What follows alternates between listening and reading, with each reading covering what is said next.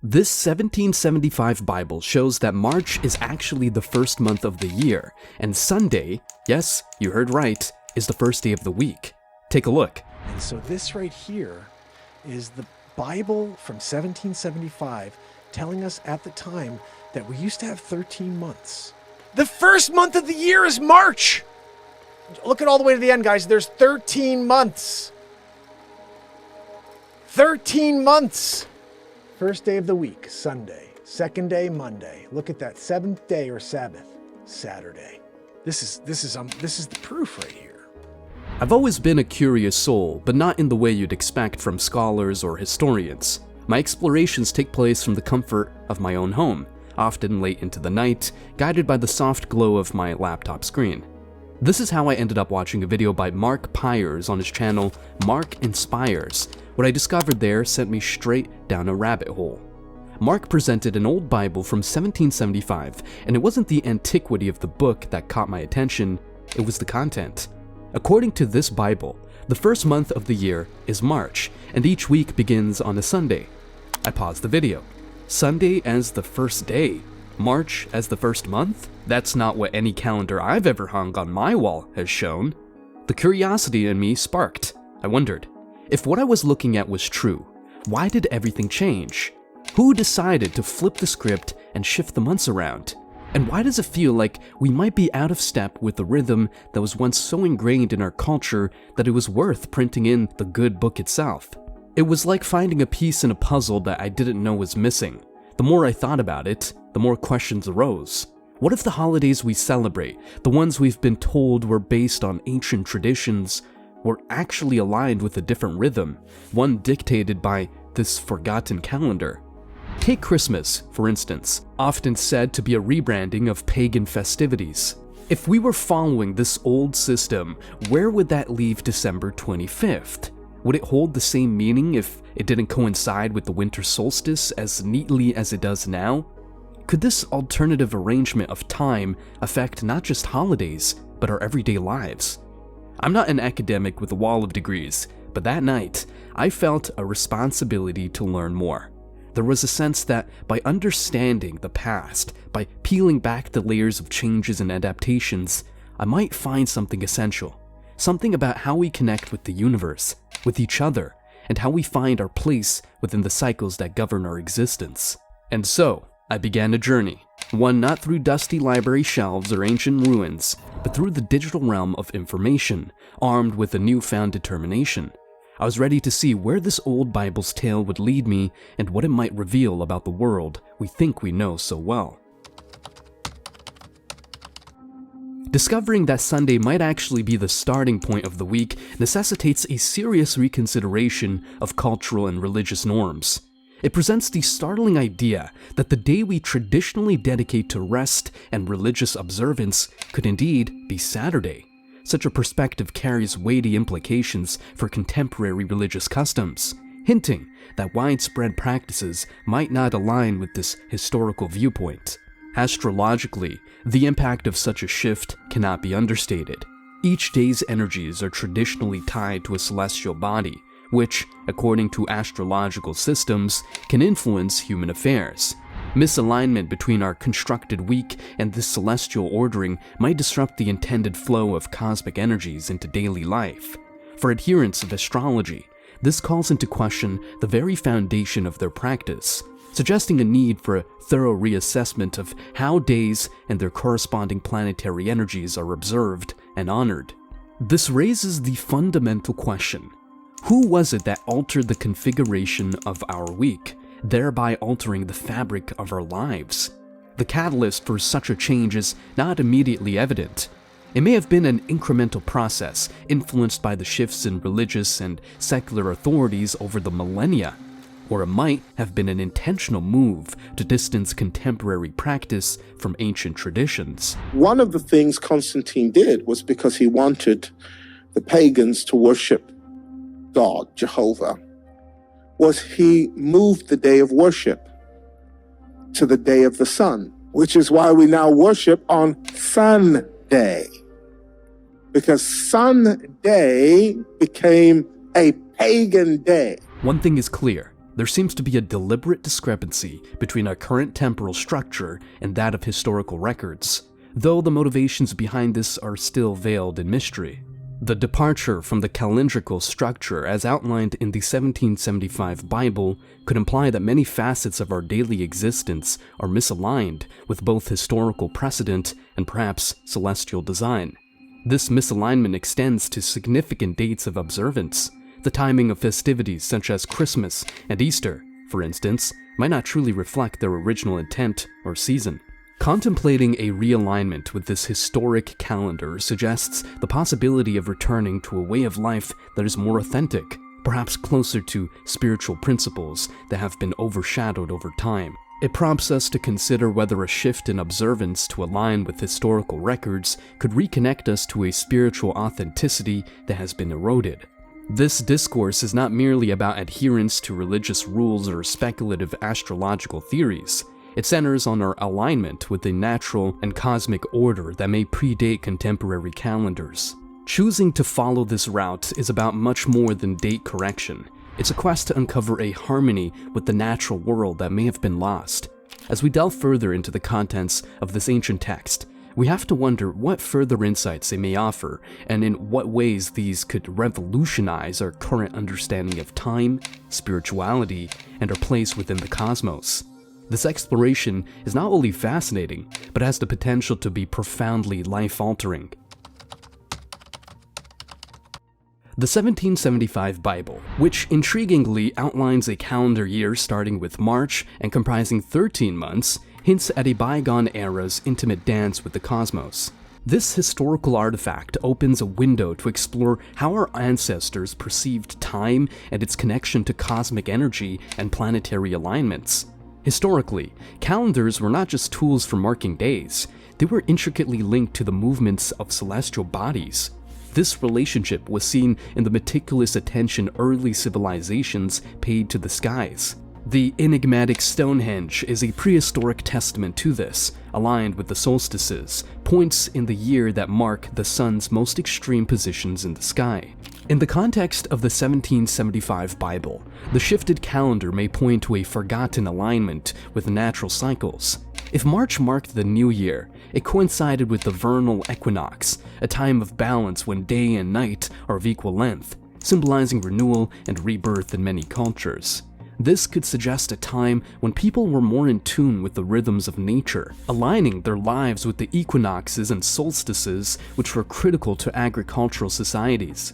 The choice of a 13-month calendar could also reflect a closer alignment with lunar cycles. Traditional lunar calendars, used by cultures like the Hebrews, based their months on the moon's phases, resulting in a year of 12 or 13 months to maintain synchronicity with the solar year.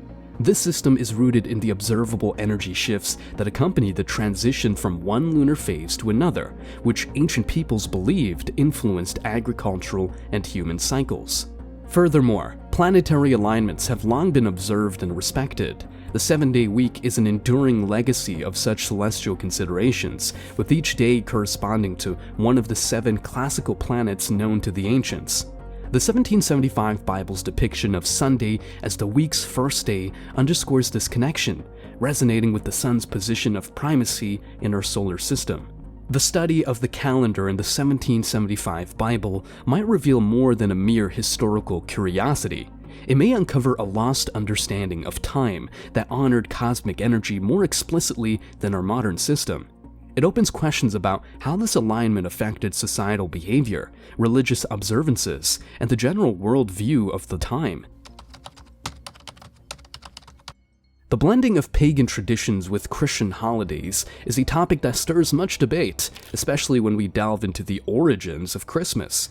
To understand this amalgamation, we need to travel back to the early centuries of Christianity. It wasn't until the 4th century that the church officially proclaimed December 25th as the birth date of Jesus, a date that conveniently coincided with the Roman festival of Saturnalia and the pagan celebration of the winter solstice. These festivals were times of merrymaking, social reversal, and, most importantly, celebrating the return of the sun, Saturnalia for the Romans and Yule for the Germanic peoples. The church's decision to place Christmas during this festive period may have been strategic, easing the transition for converts by allowing them to continue their traditional celebrations, now under a Christian guise. But the question remains, was Jesus actually born on December 25th? Historical and scriptural evidence suggests otherwise. The Bible does not specify a date for Christ's birth, and some scholars point to clues that indicate a spring birth. Shepherds tending to their flocks, which they did during lambing season, a time quite distant from the chill of December. Moreover, the choice of date for Easter, which follows the lunar cycle and the Jewish Passover, reflects a more astronomical and scripturally grounded approach to determining a significant Christian event. Why, then, did Christmas break from this pattern? It seems that the early church fathers were less interested in historical accuracy and more in the symbolism of light overcoming darkness, aligning Christ's birth with the rebirth of the sun. Well, another thing Constantine did was move the day of Jesus' birth to December, because Tammuz died on December 23rd. And it was believed, because Nimrod, his father, was a hunter, it was believed that Nimrod would be reborn in his son Tammuz. And his son Tammuz's birthday was December 25th. And what you would do on Tammuz's birthday was you would set up a tree. Deuteronomy 16:21. You shall not plant for yourself any tree as a wooden image near the altar which you build for yourself to the Lord your God. It was believed that in order for Tammuz to rise again as his son Nimrod, you'd have to go to the tree, you'd have to cut down a tree from the forest, and you'd have to put balls on it. And the balls were symbolic of testicles. The tree was symbolic of a phallus. Jeremiah chapter 10. Look what it says. Hear the word which the Lord speaks to you, O house of Israel. Thus saith the Lord. Do not learn the way of the Gentiles. Do not be dismayed at the signs of the heaven, for the Gentiles are dismayed at them. For the customs of the people are futile. For one cuts a tree from the forest, the work of the hands of the workman with an axe. They decorate it with silver and gold. They fasten it with nails and hammers so that it will not topple. I hate to bring you bad news. The calendar delineated in the 1775 Bible, with its unconventional 13-month year beginning in March, invites us to revisit historical timelines and spiritual narratives.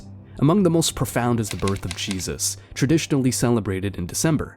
However, if the ancient calendar were a more accurate measure, could it be that the nativity story unfolded in the spring? Such a shift is not merely a technical correction of dates, it proposes a re-examination of astrological and spiritual symbolism that has long been intertwined with the season of Jesus' birth. Spring, marked by the vernal equinox, is a time of renewal, when the earth awakens from the dormancy of winter. It's the season when lambs are born, which coincides with the historical account of shepherds watching their flocks by night, a detail supporting a springtime nativity. If Jesus was indeed born in the spring, the association with Aries, the ram, in the zodiac becomes intriguing. Aries, beginning in late March, is a sign often linked to leadership and new beginnings. Such a synchronization would weave Jesus' birth into the tapestry of astrological lore, presenting him as a figure heralding a new epoch, aligning with the symbol of the ram often associated with sacrifice and new initiatives in various mythologies. Exploring further, the spring equinox is a time when day and night are in perfect balance, which might symbolize the dual nature of Jesus as both human and divine. This natural harmony could provide a powerful allegory for the spiritual equilibrium he is said to bring. This repositioning of the nativity to spring could also influence the spiritual interpretation of biblical texts. For example, the light coming into the world gains a literal dimension as the days grow longer and the darkness of winter recedes. The themes of rebirth and resurrection, central to Christian doctrine, naturally align with the world's awakening in spring. Moreover, the implications for Easter, closely tied to the Jewish Passover, are significant. Rather than a wandering date with the Gregorian calendar, a springtime Christmas would closely precede Easter, linking Jesus' birth and resurrection even more tightly within the cycle of natural and spiritual rebirth. The hypothesis of a springtime nativity prompts a reevaluation of our understanding of one of Christianity's most sacred narratives. It invites believers and historians alike to ponder the relationship between celestial cycles and sacred events. Each potential revelation nudges us to consider how celestial events have been foundational in shaping our spiritual traditions and how they might continue to do so if viewed through the lens of a calendar that perhaps once more closely mirrored the cosmos. The Julian calendar, established by Julius Caesar in 45 BCE, was a turning point in the annals of timekeeping. This calendar shifted from a lunar to a solar structure, extending the year from 355 days to the 365-day format we're familiar with, albeit with some inaccuracy. A day's surplus accrued every 128 years. In its wake, it is believed that a 13-month calendar, one that may have been more attuned to natural cycles, was cast aside. The reasons behind this transition were both practical and political. Roman society, growing increasingly complex, demanded a more predictable and uniform system to manage festivals, agricultural cycles, and taxation periods. It was also a power move. Emperors often manipulated the calendar to extend their terms or to insert their own festivities. These changes, subtle at first, would ripple through time to become vast overhauls, with each successive power leaving its mark on how we measure our days. Why then did the 13-month calendar, which might have had a more natural alignment with lunar cycles, fall out of favor? The omission of this 13th month could be a lost connection to a time when the night sky played a more pronounced role in daily life. Historical records are riddled with gaps and inconsistencies, some possibly by accident, others likely by design. The transition from a 13-month to a 12-month year is muddy at best. There's a school of thought that suggests the church and ruling authorities intentionally steered away from lunar calendars to diminish the influence of pagan traditions, which were closely tied to the phases of the moon. The removal of the 13th month could also be tied to numerology. 13 has been viewed with superstition in various cultures. Its exclusion might have been a deliberate effort to avoid association with a number so often linked with bad luck, or with women's menstrual cycles, which were often viewed with fear or disdain. If indeed there was a 13-month calendar that reflected a more accurate cosmic rhythm, what were the implications of its abandonment? Our modern calendar is misaligned with the lunar cycle by nearly a day each month. Over time, this dissonance could lead to a societal disconnection from natural patterns, affecting agriculture, mental health, and spirituality. Religious festivals, many of which were once synchronized with celestial events, now float through the year, untethered from the rhythms they once celebrated. Christmas, Easter, and other holidays have been assigned fixed or fluctuating dates that may no longer correspond with the times of year they were originally meant to honor. The ripple effects of a calendar out of sync with the cosmos may be more profound than we realize. Agricultural practices that were once timed to the reliable rhythms of the moon now rely on the imperfect Gregorian calendar. This subtle shift may have gradually distorted our connection to the environment, leading to practices that are less sustainable and harmonious with the Earth's cycles. In spiritual terms, the impact is even more esoteric.